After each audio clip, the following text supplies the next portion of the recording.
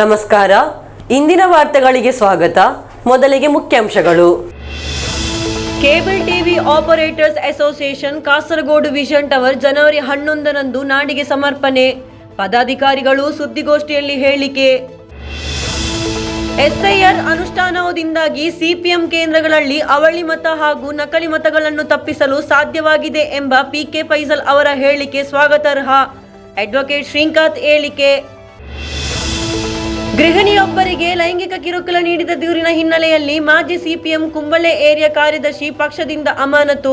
ವಿಷಯದ ಬಗ್ಗೆ ಪಕ್ಷದಲ್ಲಿ ಗಂಭೀರ ನಡೆ. ಗೃಹಿಣಿಯೊಬ್ಬರು ಸ್ನಾನಗೃಹದಲ್ಲಿ ನೇಣು ಬಿಗಿದು ಆತ್ಮಹತ್ಯೆ ಮಾಡಿಕೊಂಡ ಘಟನೆ. ವೀವರ್ಸ್ ಕಾಲೋನಿಯ ಅನಿಲ್ ಹೌಸ್ನ ಸತೀಶ್ ಎಂಬವರ ಪತ್ನಿ ರವೀನಾ ಮೃತಪಟ್ಟ ದುರ್ದೈವಿ. ನಡೆಯಿತು ನವಕೇರಳ ನಾಗರಿಕ ಪ್ರತಿಕ್ರಿಯೆಯ ಮನೆಯ ಭೇಟಿಗಳನ್ನು ತೀವ್ರಗೊಳಿಸಲು ಪರಿಶೀಲನಾ ಸಭೆ. ಜಿಲ್ಲಾಧಿಕಾರಿ ಕೆ ಇಂಬಶೇಖರ್ ನೇತೃತ್ವದಲ್ಲಿ. ವಾರ್ತೆಗಳು ವಿವರವಾಗಿ. Cable TV operators association Kasaragod vision tower ಅನ್ನು ಜನವರಿ 11ರಂದು ಸಂಜೆ 4 ಗಂಟೆಗೆ ಸಚಿವ ಕಡನಪ್ಪಳ್ಳಿ ರಾಮಚಂದ್ರನ್ ನಾಡಿಗೆ ಸಮರ್ಪಿಸಲಿದ್ದಾರೆ. ಜಿಲ್ಲೆಯ 227ನೇ ಕೇಬಲ್ ಆಪರೇಟರ್ ನಿರ್ಮಿಸಿದ ಈ ಸಂಸ್ಥೆಗೆ ಕಾಸರಗೋಡಿನ ಜನರು ನೀಡಿದ ಸಹಕಾರವನ್ನು ಗುರುತಿಸಿ ಈ ಕಟ್ಟಡಕ್ಕೆ ಕಾಸರಗೋಡು ವಿಷನ್ ಟವರ್ ಎಂದು ಹೆಸರಿಸಲಾಗಿದೆ ಎಂದು ಪದಾಧಿಕಾರಿಗಳು ಸುದ್ದಿಗೋಷ್ಠಿಯಲ್ಲಿ ತಿಳಿಸಿದರು. Kasaragod cable TV operators association Kasaragod vision tower ಅನ್ನು ಜನವರಿ 11ರಂದು ಸಂಜೆ 4 ಗಂಟೆಗೆ ಕಡನಪಳ್ಳಿ ರಾಮಚಂದ್ರನ್ ಉದ್ಘಾಟಿಸಲಿದ್ದಾರೆ. ಕಚೇರಿ ಸಂಕೀರ್ಣವನ್ನು 3 ಮಹಡಿಗಳಲ್ಲಿ ನಿರ್ಮಿಸಲಾಗಿದ್ದು, ಉದುಮ ಪಾಲಕುನುವಿನಲ್ಲಿ ಅತ್ಯಾಧುನಿಕ ಸೌಲಭ್ಯದೊಂದಿಗೆ 7,500 ಚದರ ಅಡಿ ವಿಸ್ತೀರ್ಣದಲ್ಲಿ ನಿರ್ಮಾಣ ಮಾಡಲಾಗಿದೆ. ಸುದ್ದಿ, ಮನೋರಂಜನೆ ಹಾಗೂ ಜ್ಞಾನವನ್ನು ತಲುಪಿಸುವ ಸಿಸಿಎನ್ ಈಗಾಗಲೇ 1 ಲಕ್ಷಕ್ಕೂ ಹೆಚ್ಚು ಕೇಬಲ್ ಸಂಪರ್ಕಗಳು, 65,000 ಇಂಟರ್ನೆಟ್ ಸಂಪರ್ಕಗಳು ಹಾಗೂ 5 ಲಕ್ಷಕ್ಕೂ ಹೆಚ್ಚು ವೀಕ್ಷಕರನ್ನು ಹೊಂದಿರುವ ಕಾಸರಗೋಡಿನ ನಾಡಿಮಿಡಿತವಾಗಿದೆ.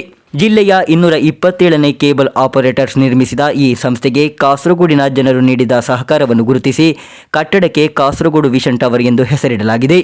ಉದುಮ ಶಾಸಕ ಸಿಎಚ್ ಕುಂಜಾಂಬು ಅಧ್ಯಕ್ಷತೆ ವಹಿಸಲಿದ್ದಾರೆ. ಸಿಒ ರಾಜ್ಯಾಧ್ಯಕ್ಷ ಪ್ರವೀಣ್ ಮೋಹನ್ ಪ್ರಾಸ್ತಾವಿಕ ಭಾಷಣ ಮಾಡಲಿದ್ದಾರೆ. ಸಂಸದ ರಾಜಮೋಹನ್ ಉಣ್ಣಿತಾನ್ ಸಿಸಿಎನ್ ಕಚೇರಿಯನ್ನು ಉದ್ಘಾಟಿಸಲಿದ್ದಾರೆ. ಕಾಸರಗೋಡು ವಿಷನ್ ಕಚೇರಿಯನ್ನು ಮಂಜೇಶ್ವರ ಶಾಸಕ ಎಕೆಎಂ ಅಶ್ರಫ್ ಉದ್ಘಾಟಿಸಲಿದ್ದಾರೆ. ಕಾಸರಗೋಡು ವಿಷನ್ ತಂಡದ ಹಾಡು ಬಿಡುಗಡೆಯನ್ನು ಜಿಲ್ಲಾ ಪಂಚಾಯತ್ ಅಧ್ಯಕ್ಷ ಸಾಬು ಅಬ್ರಹಾಂ, ಸಿಸಿಎನ್ ವಿಡಿಯೋ ಬಿಡುಗಡೆಯನ್ನು ಉದುಮ ಪಂಚಾಯತ್ ಅಧ್ಯಕ್ಷ ಪಿವಿ ರಾಜೇಂದ್ರನ್ ನೆರವೇರಿಸಲಿದ್ದಾರೆ. ಉದುಮ ಪಂಚಾಯತ್ ಸದಸ್ಯ ಮೊಹಮ್ಮದ್ ಶಿಯಾಸ್, ವಿವಿಧ ರಾಜಕೀಯ ಪಕ್ಷಗಳ ಪ್ರತಿನಿಧಿಗಳಾದ K V Kunjaraman, Hakeem Kunil, advocate K Sreekanth, Abdul Rehman, Govindan Pilicode ಮುಖ್ಯ ಅತಿಥಿಯಾಗಿ ಭಾಗವಹಿಸಲಿದ್ದಾರೆ. ಸಿಒ ರಾಜ್ಯ ಪ್ರಧಾನ ಕಾರ್ಯದರ್ಶಿ ಪಿವಿ ಸುರೇಶ್, ರಾಜ್ಯ ಕೋಶಾಧಿಕಾರಿ ಬೀನು ಶಿವದಾಸ್, ಕೆಸಿಎಲ್ ಅಧ್ಯಕ್ಷ ಕೆ ಗೋವಿಂದನ್, ಸಿಡ್ಕೋ ಅಧ್ಯಕ್ಷ Vijaya Krishnan, news Malayalam 24x7 MD Abubakar Siddique, Kerala vision news ಅಧ್ಯಕ್ಷ CBPS, KCCL MD P P Suresh Kumar, Kerala vision news MD Prajesh Achandi ಮುಂತಾದವರು ಮಾತನಾಡಲಿದ್ದಾರೆ. ಸಿಒ ಜಿಲ್ಲಾಧ್ಯಕ್ಷ ವಿವಿ ಮನೋಜ್ ಕುಮಾರ್, ಕೆಸಿಸಿಎಲ್ ನಿರ್ದೇಶಕ M Lohithakshan, Kerala vision news ನಿರ್ದೇಶಕ ಶುಕೂರ್ ಕೋಳಿಕರ, ರಾಜ್ಯ ಸಮಿತಿ ಸದಸ್ಯ ಸತೀಶ್ ಕೆ ಪಾಕಂ, ಜಿಲ್ಲಾ ಕೋಶಾಧಿಕಾರಿ ವಿನೋದ್ ಪಿ ಹಾಗೂ ಸಿಸಿಎನ್ ಎಂಡಿ ಮೋಹನನ್ ಸಮಾರಂಭದಲ್ಲಿ ಭಾಗವಹಿಸಲಿದ್ದಾರೆ.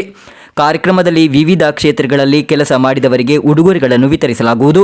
ಇದರ ಬಳಿಕ ಆ್ಯಶನರ್ ಸ್ಟಾರ್ ಸಿಂಗರ್ ಖ್ಯಾತಿಯ ಬಲರಾಮ್ ಹಾಗೂ ಶ್ರೀಲಕ್ಷ್ಮಿ ಶ್ರೀಧರ್ ನೇತೃತ್ವದ 7 ನೋಟ್ಸ್ ಬ್ಯಾಂಡಿನಿಂದ ಸಂಗೀತ ಕಾರ್ಯಕ್ರಮ ನಡೆಯಲಿದೆ.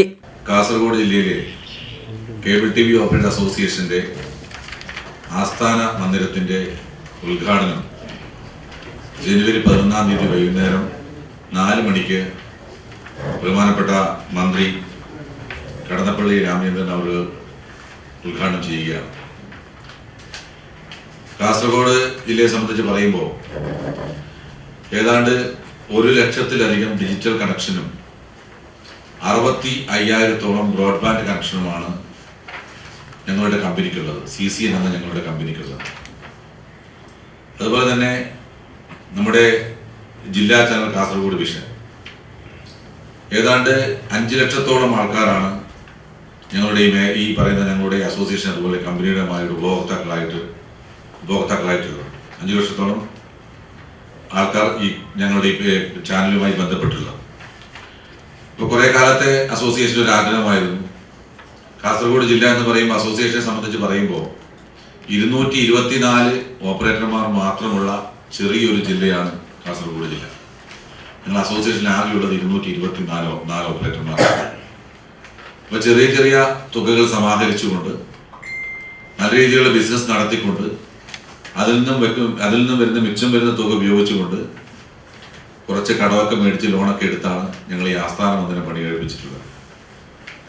സംസ്ഥാനത്തെ സംബന്ധിച്ച് പറയുമ്പോൾ അഞ്ചാമത്തെ ആസ്ഥാന മന്ദിരം പണികഴിപ്പിക്കുന്ന ജില്ല എന്നുള്ള ഒരു പ്രത്യേകതയും കൂടി കാസർഗോഡുണ്ട്. ഞങ്ങളെക്കാൾ, അതായത് കാസർഗോഡിനേക്കാൾ ഒരുപാട് ഓപ്പറേറ്റർമാരുള്ള മറ്റു ജില്ലകളെ അപേക്ഷിച്ച് ഞങ്ങൾ വളരെ പെട്ടെന്ന് തന്നെ ആ പണി പൂർത്തിയാക്കിയിട്ടുണ്ട്. നാടിൻ്റെ വിവിധ പദ്ധതികൾ അസോസിയേഷൻ പ്രവർത്തനം എന്ന് പറയുന്നത് ഡിജിറ്റൽ സർവീസും ബ്രോഡ്ബാൻഡ് കണക്ഷനും അപ്പുറത്തേക്ക് ജനോപകാരപ്രദമായ ഒരുപാട് പ്രവർത്തനങ്ങൾ നടത്താൻ ഞങ്ങൾക്ക് സാധിച്ചിട്ടുണ്ട്. ഞങ്ങളുടെ പ്രിയപ്പെട്ട നേതാവ് NH അൻവർ, ഒരുപക്ഷെ ഇന്ത്യൻ കേബിൾ ടി വിയിൽ അധികാരി എന്ന് തന്നെ പറയാം, NH അൻവറാണ് ഈ പ്രസ്ഥാനം തുടങ്ങി വെച്ചത്. അദ്ദേഹം ഞങ്ങളെ വിട്ട് പിരിഞ്ഞു പോയി. എന്നാലും അദ്ദേഹത്തിൻ്റെ ഓർമ്മകൾ നിലനിർത്താനുള്ള വിവിധ പദ്ധതികൾ ഞങ്ങൾ എല്ലാ വർഷവും ചെയ്യാറുണ്ട്. സ്മാർട്ട് ക്ലാസ് റൂം ഉൾപ്പെടെ ഞാൻ വിശദമായി പോകുന്നില്ല.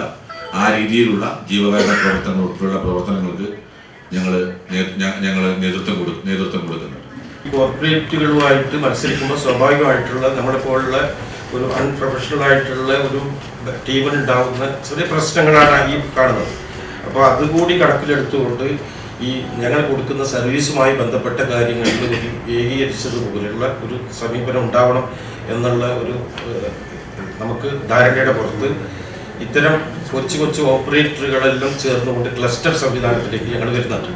അപ്പോൾ ഇനിയുള്ള നമ്മുടെ സർവീസ് പ്രൊവൈഡർ ഈ ക്ലസ്റ്ററായിരിക്കും. ഈ ക്ലസ്റ്ററിൻ്റെ നിയന്ത്രണം നേരിട്ടിപ്പോൾ ഉദാഹരണത്തിന് കാസർഗോഡ് CCN പോലുള്ള കമ്പനികളുടെ നിയന്ത്രണത്തിലായിരിക്കും. അപ്പോൾ പറഞ്ഞു വരുന്നത് കാസർഗോഡ് ഇനി മഞ്ചേശ്വരം ആയിക്കോട്ടെ, കാസർഗോഡ് ആയിക്കോട്ടെ, നീലേശ്വരം ആയിക്കോട്ടെ, കാസർഗോഡ് ജില്ലയിൽ കേരള വിഷൻ സർവീസുമായി ബന്ധപ്പെട്ട വിഷയങ്ങൾ ഒരേ രീതിയിലായിരിക്കും അത് കണക്ടിവിറ്റിയുടെ കാര്യത്തിലായാലും സർവീസിൻ്റെ കാര്യത്തിലായാലും നൽകുക. അത് ഏകദേശം തുടങ്ങിക്കഴിഞ്ഞിട്ട് ഞങ്ങൾ ഒരു വർഷമായി.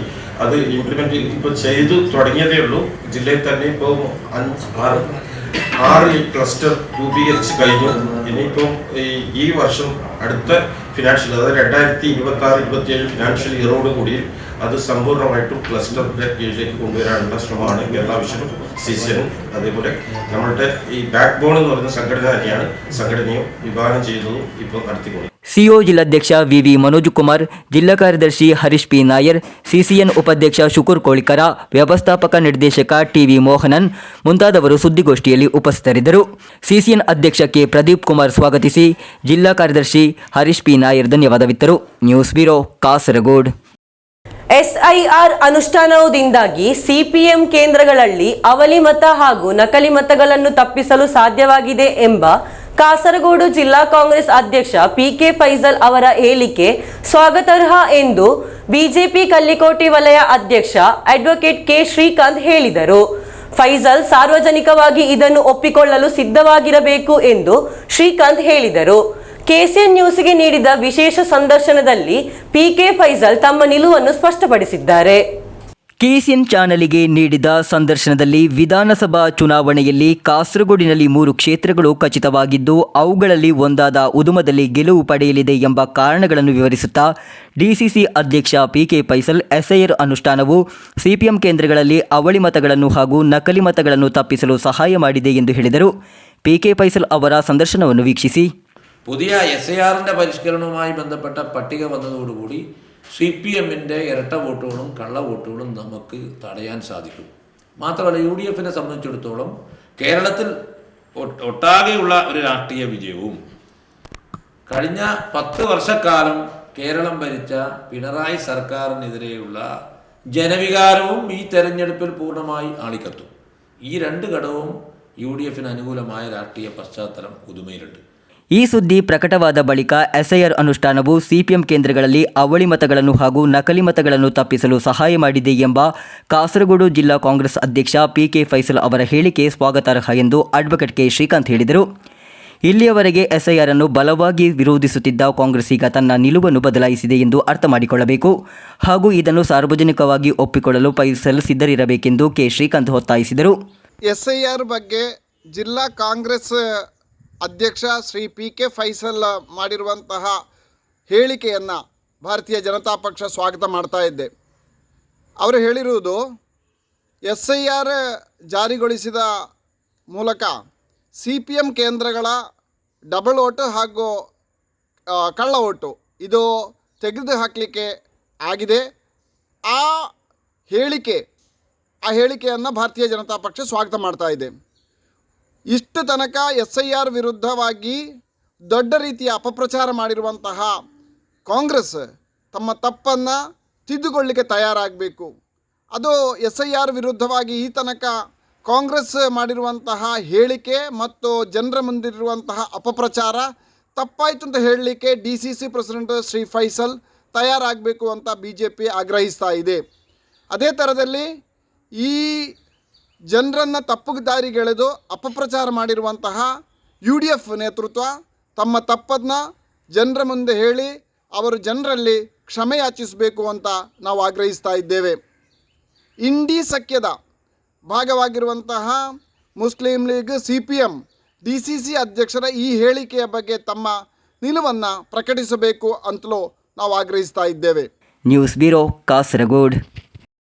ಗೃಹಿಣಿಯೊಬ್ಬರಿಗೆ ಲೈಂಗಿಕ ಕಿರುಕುಳ ನೀಡಿದ ದೂರಿನ ಹಿನ್ನೆಲೆಯಲ್ಲಿ ಮಾಜಿ CPM ಕುಂಬಳೆ ಏರಿಯಾ ಕಾರ್ಯದರ್ಶಿ ಕೆ ಸುಧಾಕರನ್ ಅವರನ್ನು ಪಕ್ಷದಿಂದ ಅಮಾನತುಗೊಳಿಸಲಾಗಿದೆ.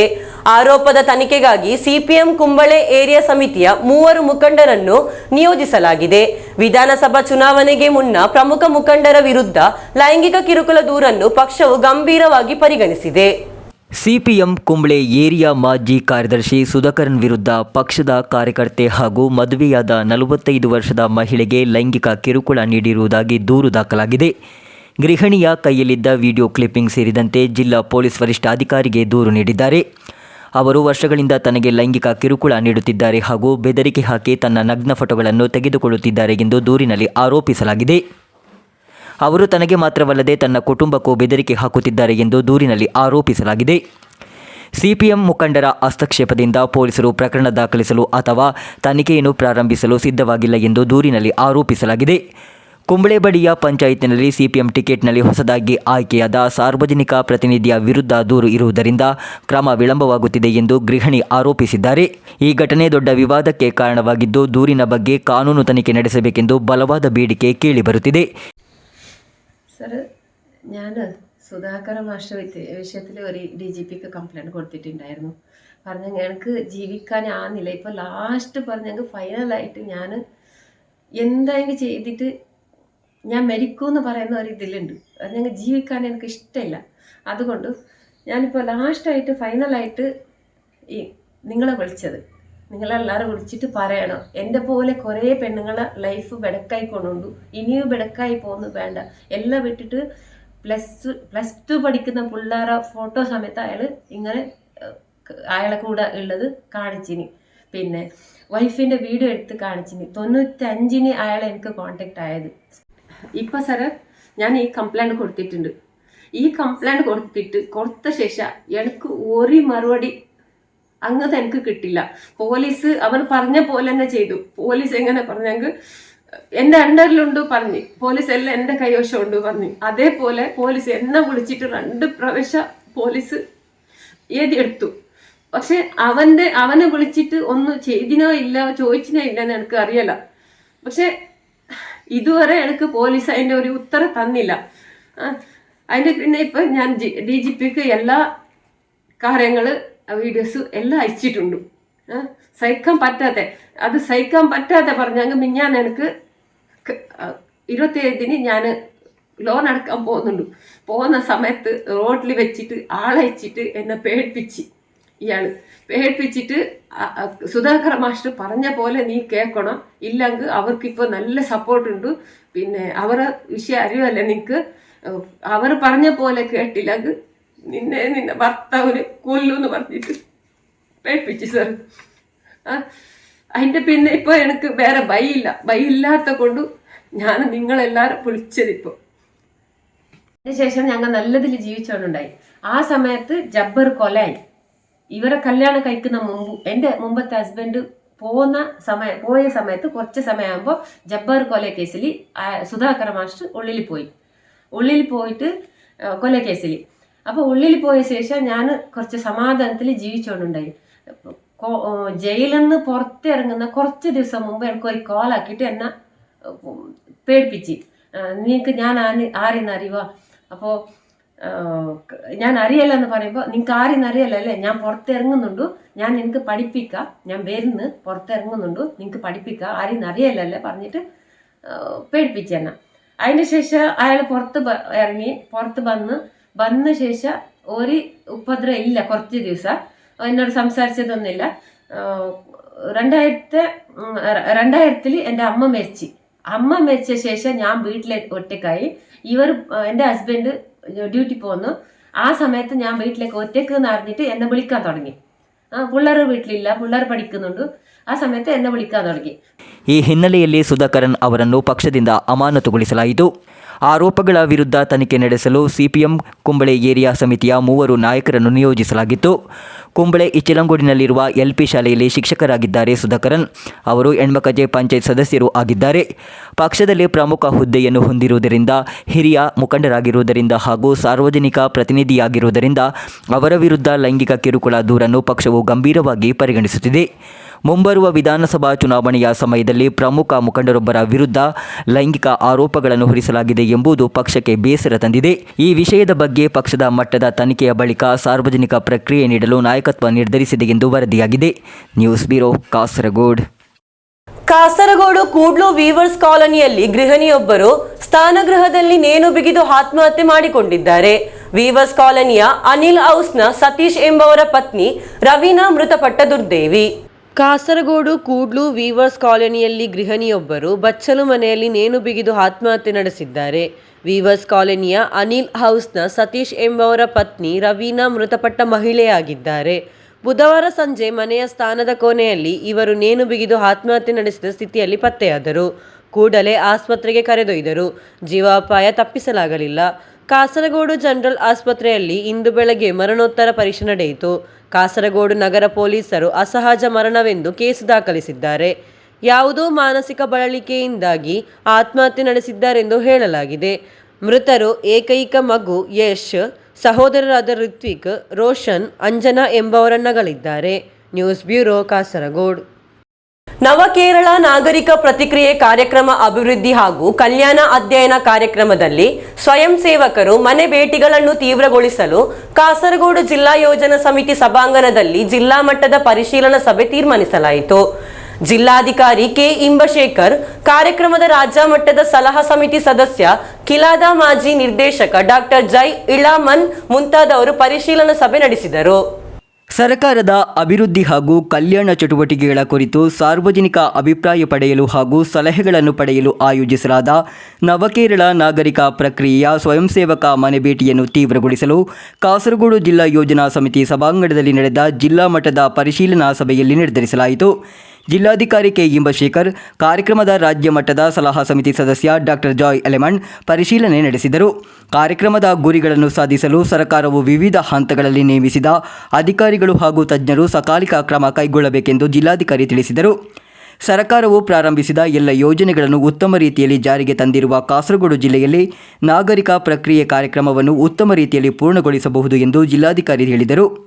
ಮೊಬೈಲ್ ಅಪ್ಲಿಕೇಶನ್ಗೆ ಸಂಬಂಧಿಸಿದ ತಾಂತ್ರಿಕ ಅಡೆತಡೆಗಳನ್ನು ಪರಿಹರಿಸಲಾಗಿದೆ. ಬೆಂಬಲ ತಂಡವು ಅನುಮಾನಗಳನ್ನು ನಿವಾರಿಸಲು ಸಿದ್ಧವಾಗಿದೆ ಎಂದು ಡಾಕ್ಟರ್ ಜಾಯ್ ಎಲೆಮಂಡ್ ಹೇಳಿದರು. ಕಾರ್ಯಕ್ರಮದ ಆರಂಭದಿಂದಲೂ ಕಾಸರಗೋಡು ಜಿಲ್ಲೆಯಲ್ಲಿ ಯೋಜನೆಯೊಂದಿಗೆ ಕಾರ್ಯನಿರ್ವಹಿಸುತ್ತಿದೆ ಎಂದು ಅವರು ಹೇಳಿದರು. ಜಿಲ್ಲಾ ಮಾಹಿತಿ ಅಧಿಕಾರಿ ಎಂ ಮಧುಸೂದನ್ ಪ್ರಾಸ್ತಾವಿಕ ಭಾಷಣ ಮಾಡಿದರು. ಜಿಲ್ಲಾ ಮಟ್ಟದ ಕಾರ್ಯಕಾರಿ ಸಮಿತಿ ಸದಸ್ಯರಾದ ಕೆ ಬಾಲಕೃಷ್ಣನ್, ಅಜಯನ್ ಪನಯಲ್, ರತೀಶ್ ಪಿಲಿಕೋಡು, ಅನಿಲ್ ಕುಮಾರ್, ವಿಧಾನಸಭಾ ಕ್ಷೇತ್ರ ಉಸ್ತುವಾರಿ ಅಧಿಕಾರಿಗಳಾದ K Nagesh, A Raveendran, KV Manoj Kumar, KV Sudhakaran ಮುಂತಾದವರು ಮಾತನಾಡಿದರು. ಜಿಲ್ಲಾ ಮತ್ತು ವಿಧಾನಸಭಾ ಮಟ್ಟದ ಕಾರ್ಯಕಾರಿ ಸಮಿತಿ ಸದಸ್ಯರು, ವಿಧಾನಸಭಾ ಪಂಚಾಯತ್ ಮುಖ್ಯ ಪ್ರಭಾರ ಅಧಿಕಾರಿಗಳು, ತರಬೇತುದಾರರು, ತಜ್ಞರು ಹಾಗೂ ವಿಷಯಾಧಾರಿತ ತಜ್ಞರು ಸಭೆಯಲ್ಲಿ ಭಾಗವಹಿಸಿದ್ದರು. News bureau, Kasaragod. Kerala water authority employees union CITU Kasaragod ಶಾಖೆಯ ಸಮ್ಮೇಳನವು ನಡೆಯಿತು. CITU ಜಿಲ್ಲಾ ಕಾರ್ಯದರ್ಶಿ ಕೆ ರವೀಂದ್ರನ್ ಉದ್ಘಾಟಿಸಿದರು. KIIFBಯಲ್ಲಿ ಸೇರಿಸಲಾದ ಹಾಗೂ 76 ಕೋಟಿ ರೂಪಾಯಿ ವೆಚ್ಚದಲ್ಲಿ ಪೂರ್ಣಗೊಂಡು ಕಾರ್ಯಾರಂಭ ಮಾಡಲಾದ ಕಾಸರಗೋಡು ಕುಡಿಯುವ ನೀರಿನ ಸಮ್ಮೇಳನವನ್ನು CITU ಜಿಲ್ಲಾ ಕಾರ್ಯದರ್ಶಿ ಕೆ ರವೀಂದ್ರನ್ ಉದ್ಘಾಟಿಸಿದರು. ಸಮ್ಮೇಳನಕ್ಕೂ ಮುನ್ನ ಶಾಖೆಯ ಅಧ್ಯಕ್ಷ ಎ ಸತೀಶ್ ಕುಮಾರ್ ಧ್ವಜಾರೋಹಣ ಮಾಡಿದರು.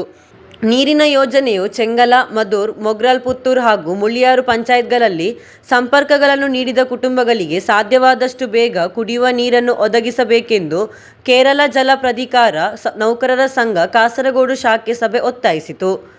55 MLD ಸಾಮರ್ಥ್ಯದ ಸಂಸ್ಕರಣಾ ಘಟಕವನ್ನು ಈ ಪಂಚಾಯತ್ಗಳಲ್ಲಿರುವ ಎಲ್ಲ ಕುಟುಂಬಗಳಿಗೆ ಕುಡಿಯುವ ನೀರನ್ನು ಒದಗಿಸಲು ಬಳಸಬಹುದು.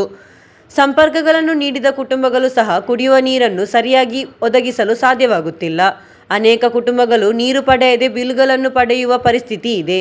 ಇದು ಗ್ರಾಹಕರು ಹಾಗೂ ನೌಕರರ ನಡುವೆ ಅಸ್ವಸ್ಥತೆಯನ್ನು ಉಂಟುಮಾಡುತ್ತಿದೆ. രാജ്യത്ത് CITU പ്രസ്ഥാനം കഴിഞ്ഞ 1970 CITU രൂപീകൃതമായതിനു ശേഷം ഇങ്ങോട്ട് ഇന്ത്യയിലെ തൊഴിലാളി വർഗത്തിന്റെ അവകാശങ്ങൾ സംരക്ഷിക്കുന്നതിന് വേണ്ടിയിട്ടുള്ള ഉജ്ജ്വലമായ പോരാട്ടങ്ങൾക്കാണ് CITU നേതൃത്വം കൊടുത്തു വന്നിരുന്നത്. ഇന്ന് രാജ്യം ഭരിക്കുന്ന മോഡി സർക്കാർ നമ്മുടെ രാജ്യത്തിലെ തൊഴിലാളികളുടെ അവകാശങ്ങൾ ഒന്നൊന്നായി കവർന്നെടുത്തു.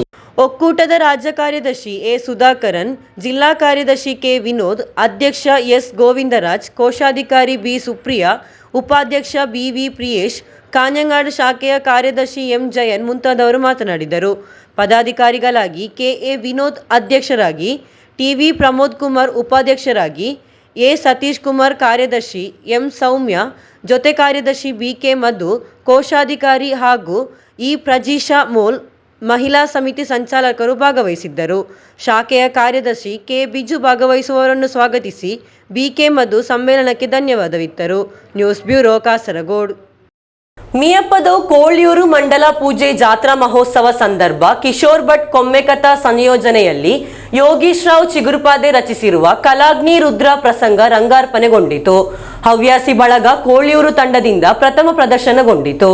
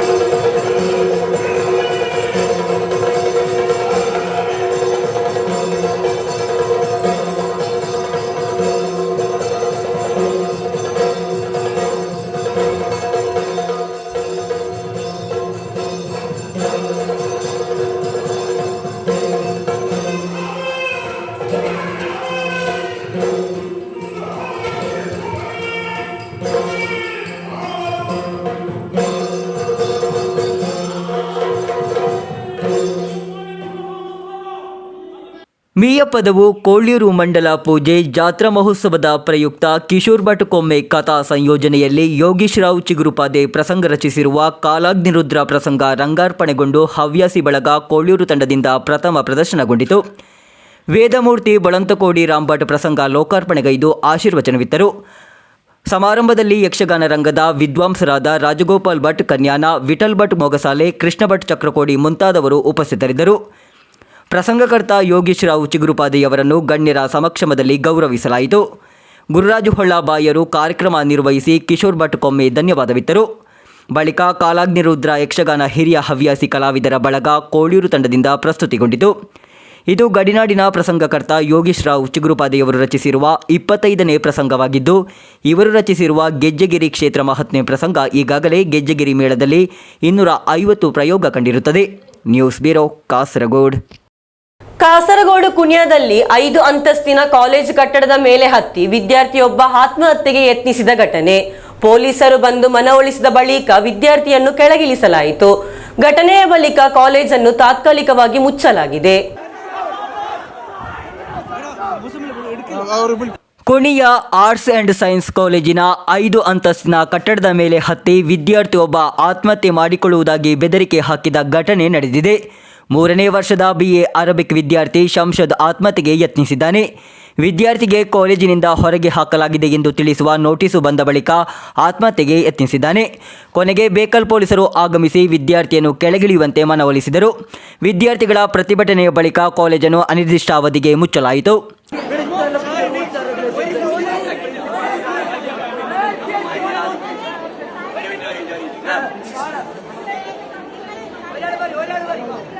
ವಿದ್ಯಾರ್ಥಿಗಳನ್ನು ಸಂಘಟಿಸಿದ ಹಾಗೂ ಕಾಲೇಜಿನ ವಿರುದ್ಧ ಪ್ರತಿಭಟನೆ ನಡೆಸಿದ ಆರೋಪದ ಮೇಲೆ ವಿದ್ಯಾರ್ಥಿಯನ್ನು ಅಮಾನತುಗೊಳಿಸಲಾಗಿದೆ.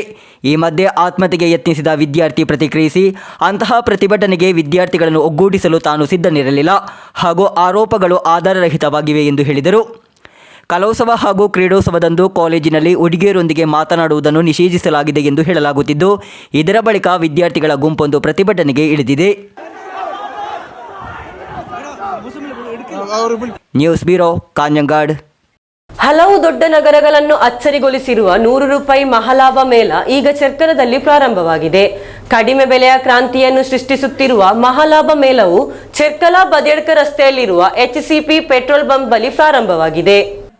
ಹಲವು ದೊಡ್ಡ ನಗರಗಳನ್ನು ಅಚ್ಚರಿಗೊಳಿಸಿದ 100 ರೂಪಾಯಿಯ ಮಹಾಲಾಭ ಮೇಳವು ಚೆರ್ಕಳ ಬದಿಯಡ್ಕ ರಸ್ತೆಯಲ್ಲಿರುವ ಪೆಟ್ರೋಲ್ ಪಂಪ್ ಬಳಿ ಆರಂಭವಾಗಿದೆ. ಕಡಿಮೆ ಬೆಲೆಯ ಕ್ರಾಂತಿಯನ್ನೇ ಸೃಷ್ಟಿಸಿದೆ. 100 ರೂಪಾಯಿಯ ಮಹಾಲಾಭ ಮೇಳದಿಂದ ಎಲ್ಲ ರೀತಿಯ ಪ್ಲಾಸ್ಟಿಕ್ ಗೃಹೋಪಯೋಗಿ ವಸ್ತುಗಳು, ಬೆಡ್ಶೀಟ್ಗಳು, ಮ್ಯಾಟ್ಗಳು ಹಾಗೂ ಮನೆಗೆ ಬೇಕಾದ ಎಲ್ಲ ರೀತಿಯ ಉತ್ಪನ್ನಗಳು ಲಭ್ಯವಿರುತ್ತದೆ. ಭವ್ಯ ಸಮಾರಂಭದಲ್ಲಿ ಚೆಂಗಳ ಪಂಚಾಯತ್ ಅಧ್ಯಕ್ಷ ವಸಂತನ್ ಅಜಕೋಡು ಹಾಗೂ ಉಪಾಧ್ಯಕ್ಷೆ ಜಸ್ಮಿನ್ ಕಬೀರ್ ಒಟ್ಟಾಗಿ ಮಹಾಲಾಭ ಮೇಳವನ್ನು ഉദ്ഘാಟಿಸಿದರು. ചെർക്കള മണ്ണിൽ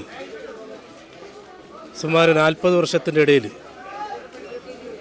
ഞങ്ങൾ ജനിച്ചു വളർന്ന ഈ ഗ്രാമപഞ്ചായത്തിൻ്റെ കീഴിൽ ടൗൺ വികസന ചെയ്യുന്നതോടൊപ്പം ജനമാതൃകയായ മഹാമേളയാണ് ഇന്ന് ചെർക്കളയിൽ തുടക്കം കുറിച്ചിരിക്കുന്നത്. ഈ മഹാമേളയുടെ ഉദ്ദേശ ലക്ഷ്യങ്ങൾ മഹത്തായ ഒരു പാവപ്പെട്ട വിഭാഗത്തിലെ ജനങ്ങൾക്കുള്ള ഒരു സംരംഭമാണ്. ഈ സംരംഭത്തിൽ ജനപങ്കാളിത്തത്തോടുകൂടി നല്ല രീതിയിലുള്ള പ്രൊഡക്റ്റുകൾ വിൽപ്പന ചെയ്യപ്പെടുകയാണ്. നല്ലവരായ ഗുണഭോക്താക്കൾ സാധനങ്ങൾ ചെറിയ വിലക്ക് വാങ്ങിക്കൊണ്ട് വീട്ടുകാരെ നിത്യോപയോഗത്തിന് വേണ്ടിയുള്ള ഈ സാധനങ്ങൾ ജനങ്ങൾ പർച്ചേസ് ചെയ്യണം. ഇത്തരത്തിലുള്ള സംരംഭങ്ങൾക്ക് പ്രോത്സാഹനം നൽകുന്നതിന് വേണ്ടിയുള്ള ഈ മഹാമേളയുടെ നടത്തിപ്പുകാർക്കും ചെങ്കള ഗ്രാമപഞ്ചായത്തിൻ്റെ എല്ലാവിധ ഭാവങ്ങളും ಅಭಿನಂದನೆಗಳು ഞങ്ങൾ അറിയിക്കുകയാണ്. ಕೇರಳದಲ್ಲಿ ಮೊದಲ ಬಾರಿಗೆ ಉದ್ಘಾಟನಾ ಸಮಾರಂಭದಲ್ಲಿ ಚೆರ್ಕಳಕ್ಕೆ ಬರುವ ಮೊದಲ 100 ಗ್ರಾಹಕರಿಗೆ ಕೇವಲ 1 ರೂಪಾಯಿಗೆ 50 ಲೀಟರ್ ಡ್ರಮ್, ಲಾಂಡ್ರಿ ಬುಟ್ಟಿ, 50 ಲೀಟರ್ ದೊಡ್ಡ ಟಬ್, 18 ಲೀಟರ್ ಬಕೆಟ್, ಮುರಂ, 1 ಲೀಟರ್ ಮಗ್, ಬೇಸನ್, ಫ್ಯಾನ್ಸಿ ಬೌಲ್ಗಳು ಹಾಗೂ ಟೀ ಗ್ಲಾಸುಗಳು ದೊರೆಯುತ್ತದೆ. ಈ ಅದ್ಭುತ ಕೊಡುಗೆ 18ನೇ ತಾರೀಕಿನವರೆಗೆ ಲಭ್ಯವಿರುತ್ತದೆ. 1 ರೂಪಾಯಿಗೆ 1 ಲೀಟರ್ ಮಗ್ಗುಗಳು, 1 ರೂಪಾಯಿಗೆ ಬೇಸಿನ್ಗಳು, 1 ರೂಪಾಯಿಗೆ ಕಂಟೈನರ್ ಪೀಸುಗಳು, 9 ರೂಪಾಯಿಗೆ ಮುರ್ರಂ, 9 ರೂಪಾಯಿಗೆ ಟಬ್ಗಳು, 199 ರೂಪಾಯಿಗೆ 3 ಲೀಟರ್ ಪ್ರೆಷರ್ ಕುಕ್ಕರ್ಗಳು ಸ್ಟಾಕು ಖಾಲಿಯಾಗುವವರೆಗೆ ಇರುತ್ತದೆ. 89 ರೂಪಾಯಿಗೆ ಬೆಡ್ಶೀಟ್ಗಳು, 200 ರೂಪಾಯಿಗೆ 16 ಮ್ಯಾಟ್ಗಳು, 139 ರೂಪಾಯಿಗೆ 18 ಲೀಟರ್ 3 ಬಕೆಟ್ಗಳು, 89 ರೂಪಾಯಿಗೆ ಲೇಡೀಸ್ ಬ್ಯಾಗುಗಳು ಹಾಗೂ 50 ರೂಪಾಯಿಯಿಂದ ಪ್ರಾರಂಭವಾಗುವ ಫ್ಯಾನ್ಸಿ ಚಪ್ಪಲಿಗಳು. ಮಹಾಲಾಭ ಮೇಳವು ಗ್ರಾಹಕರಿಗೆ ವಿಶೇಷ ಕೊಡುಗೆಗಳನ್ನು ಪಡೆಯಲು ಸುವರ್ಣ ಅವಕಾಶವನ್ನು ಒದಗಿಸಿದೆ. ಇದರ ಜೊತೆಗೆ ಗ್ರಾಹಕರು ಪ್ಲಾಸ್ಟಿಕ್ ಗೃಹೋಪಯೋಗಿ ವಸ್ತುಗಳು, ಉಕ್ಕು, ಅಲ್ಯೂಮಿನಿಯಂ ಪಾತ್ರೆಗಳು, ಆಟಿಕೆಗಳು, ಮಣ್ಣಿನ ಪಾತ್ರೆಗಳಂತಹ 50,000ಕ್ಕೂ ಹೆಚ್ಚು ಉತ್ಪನ್ನಗಳನ್ನು ಬೇರೆ ಯಾರೂ ನೀಡಲಾಗದ ಅದ್ಭುತ ಬೆಲೆಯಲ್ಲಿ ಪಡೆಯಬಹುದು. ಮಹಾಲಾಭ ಮೇಳದ ಪ್ರಾರಂಭದೊಂದಿಗೆ ಚೆರ್ಕಳವು ಕಡಿಮೆ ಬೆಲೆ, ದೊಡ್ಡ ಸಂಗ್ರಹ, ಉತ್ತಮ ಗುಣಮಟ್ಟ, ಅದ್ಭುತ ಖರೀದಿ ಅನುಭವ ಎಂಬ ಅಂಶವನ್ನು ಹೊಂದಿದೆ. ഏറ്റവും വില കുറച്ച് ഏറ്റവും നല്ല ക്വാളിറ്റി ഉള്ള സാധനങ്ങൾ എല്ലാ ക്ലാസ്സിൽ ഉള്ള ജനങ്ങൾക്കും പർച്ചേസ് ചെയ്യാവുന്ന രീതിയിലാണ് നമ്മളിവിടെ സജ്ജീകരിച്ചിട്ടുള്ളത്. വീട്ടിലേക്ക് ആവശ്യമായിട്ടുള്ള എല്ലാവിധ സാധനങ്ങളും ഒരു കുടക്കീഴിലാക്കിയാണ് നമ്മളിവിടെ സജ്ജീകരിച്ചിട്ടുള്ളത്. ഇപ്പം 10,000-ൽ പരം ഐറ്റംസാണ് നമ്മൾ ഈ മേളയിൽ നമ്മളിവിടെ നമ്മളിവിടെ ഒരുക്കിയിട്ടുള്ള വിവിധ രാജ്യങ്ങളിൽ നിന്നും വിവിധ സംസ്ഥാനങ്ങളിൽ നിന്നുമുള്ള എല്ലാവിധ സാധനങ്ങളും ഒരു കുടക്കീഴിലാക്കി ചെർക്കളയിലെ നിവാസികൾക്ക്, അതായത് ഈ കാസർഗോഡ് ജില്ലയിലെ സമീപ ജില്ലയിലും എല്ലാവർക്കും ഒന്ന് പർച്ചേസ് ചെയ്യുന്ന രീതിയിലാണ് നമ്മളിവിടെ സജ്ജീകരിച്ചിട്ടുള്ളത്. അതുകൂടാണ്ട് നമ്മുടെ ഇവിടുത്തെ സ്പെഷ്യൽ ഓഫർ എന്ന് പറഞ്ഞാൽ ഈ കാണുന്ന എല്ലാ സാധനങ്ങൾക്കും 1 രൂപയാണ് നമ്മൾ ഇവിടെ കൊടുക്കുന്നത്. അതായത് 8-ാം തീയതി മുതൽ 18-ാം തീയതി വരെ ഈ ഒരു ബക്കറ്റ് സെറ്റ് മൊത്തത്തിൽ ഇത്രയും ഒരു ഐറ്റംസ്, ഒരു 7 ഐറ്റംസ് ഉണ്ട്.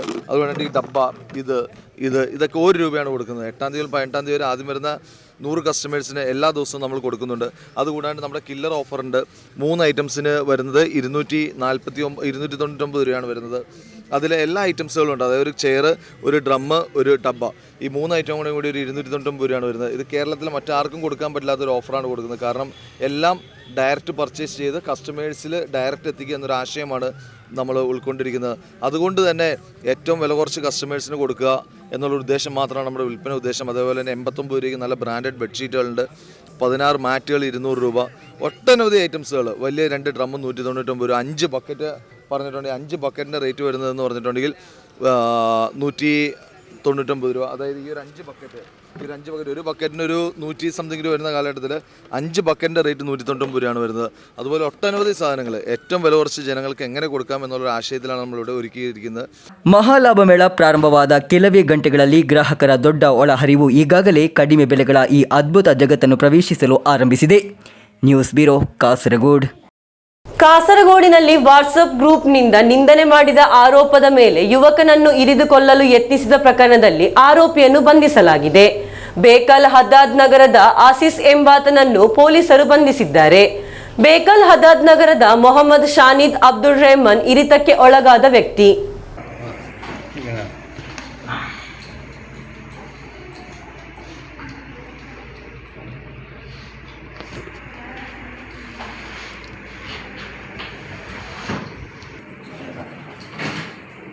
ವಾಟ್ಸಪ್ ಗ್ರೂಪಿನಲ್ಲಿ ನಿಂದನೆ ಮಾಡಿದ ಆರೋಪದ ಮೇಲೆ ಚಾಕುವಿನಿಂದ ಇರಿದು ಕೊಲ್ಲಲು ಯತ್ನಿಸಿದ ಪ್ರಕರಣದಲ್ಲಿ ಆರೋಪಿಯನ್ನು ಬಂಧಿಸಲಾಗಿದೆ. ಹದ್ದಾದ್ ನಗರದ ಆಸಿಸ್ ಎಂಬಾತನನ್ನು ಬೇಕಲ್ ಎಸ್ಐಟಿ ಅಖಿಲ್ ಬಂಧಿಸಿದ್ದಾರೆ. ಬೇಕಲ್ನ ಹದ್ದಾದ್ ನಗರದ ಮೊಹಮ್ಮದ್ ಶಾನಿದ್ ಅಬ್ದುಲ್ ರೆಹಮಾನ್ ಇರಿತಕ್ಕೊಳಗಾದ ವ್ಯಕ್ತಿ ಎಂದು ಗುರುತಿಸಲಾಗಿದೆ. ಆರೋಪಿಯ ವಿರುದ್ಧ ಈ ಹಿಂದೆ ಕೊಲೆ ಯತ್ನದ ಪ್ರಕರಣ ದಾಖಲಾಗಿತ್ತು. ಕೊಲೆ ಮಾಡುವ ಉದ್ದೇಶದಿಂದ ಹೊಟ್ಟೆ, ಬೆನ್ನು, ಭುಜ ಹಾಗೂ ಎದೆಗೆ ಚಾಕುವಿನಿಂದ ಇರಿದು ಕೊಲ್ಲಲು ಯತ್ನಿಸಿದ್ದಾನೆ ಎಂದು ಪ್ರಕರಣದಲ್ಲಿ ಆರೋಪಿಸಲಾಗಿದೆ.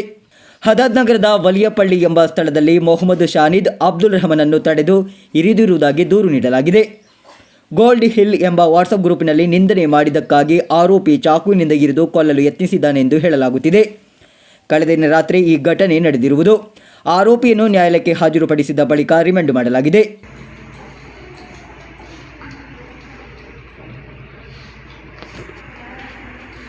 News bureau, Bekal.